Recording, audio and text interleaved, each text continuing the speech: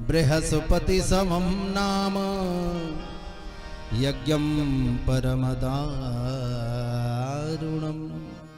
बृहस्पति नामक यज्ञ की रचना हुई। महाराज सबको बुलाया। सती महारानी को पता चला, सती महारानी स्वयं गई। और जब गई वहां तो देखा, पिताजी को समझाया। पिताजी ने बहुत ऊटपटांग शब्दों का प्रयोग किया, चूंकि उनके शरीर के अंदर शिवद्रोही का रक्त संचार हो रहा था, इसलिए महाराज योगाग्नि में अपने आप को तिरोहित कर दिया। बोलिए सती महारानी की जय। अच्छा, सती जी जब समाप्त हो गई तो भगवान शंकर के यहाँ नंदीश्वर इत्यादि लौट करके आए। जब लौट करके आए ना तो एक दिन नारद, अच्छा कोई चर्चा नहीं की, नंदीश्वर गए थे वहां। जब झगड़ा हुआ, मारपीट हुई, तो नंदी इत्यादि मार भी खाए, क्योंकि वहां याज्ञिक ब्राह्मण बहुत थे और नंदी वगैरह 2-4 थे। महाराज लौट करके चले आए। नारद जी एक दिन आए। नारद जी ने पूछा, माता जी कहाँ? वो तो मैके गई हैं। कहाँ मैके गई हैं कि मैके गई थी? जब कहा थी तब भागवत कहती है, कहा क्रुद्धा सुदृष्टो सधूर जटि गंभीर नादो विसर्जताम विभो। गोस्वामी तुलसीदास जी कहते हैं, कहा तब शंकर कर ध्याना सती जो कीन चरित सब जाना, सती जो कीन चरित सब जाना। तब शंकर देखो कर ध्याना सती जो कीन चरित कर जाना, सती जो कीन चरित सब जाना, कीन चरित सब जाना। तब शंकर देखो कर ध्याना सती जो कीन चरित सब जाना, तब शंकर देखो कर ध्याना सती जो कीन चरित कर जाना। भरत भगवान भोगलनाथ जी देखा रहे सती जल रही है। सती को जलता हुआ देख करके शिव बिल्कुल व्याकुल हो गए। और व्याकुलता में जानते हो क्या करे?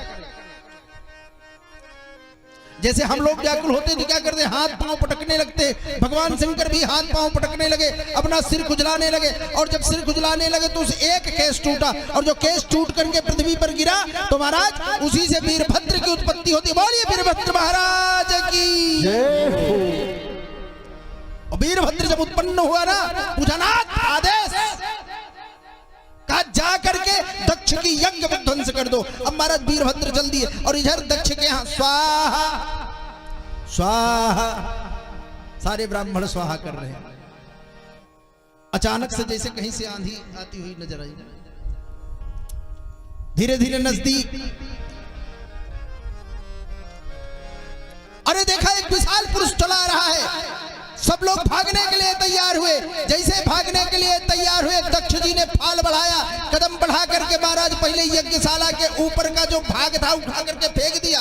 और फिर सारे ब्राह्मणों को पकड़ पकड़ के, ऋषियों को पकड़ पकड़ के पटकने लगे। और जब पटकने लगे ना तो सब भागने लगे। जब सब भागने लगे तो नारद जी ने देखा सब भाग रहे हैं, तो नारद जी पहुंच गए और खड़े होकर के कहने लगे, कहा ए भैया, जो जो यज्ञ में भाग ले आए हैं कृपया अपना अपना भाग लेकर के ही भागे। अगर बिना भाग लिए भाग गए तो उनका भाग कौन लेकर के जाएगा? महाराज दक्ष की यज्ञ में वीरभद्र जी पहुंच करके किसी की दाढ़ी नोच लिए, किसी की आंख निकाल लिए, और दक्ष दिखाई पड़ा तो महाराज तुरंत उसकी मुंडी को खींच करके निकाल करके जय। सब समाप्त। भृगु जी वहां पड़े हैं तो पूखा जी वहां पड़े हैं।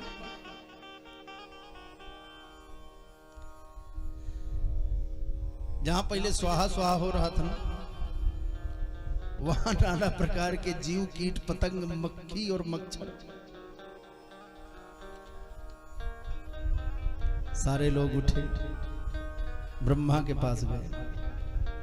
ब्रह्मा, अच्छा जो पंडित लोग आजकल वो ऐसे करते हैं ना, वो ऐसे बनाकर वो हम करते हैं, आचार्य जी वगैरह करते हैं। तो वही दक्ष जब भगवान के सामने आया वंदना करने ना, तो बोल तो पा नहीं था रहा था, ऐसे ही बोले कुछ निकले कुछ, तो भगवान शंकर खूब हंसे।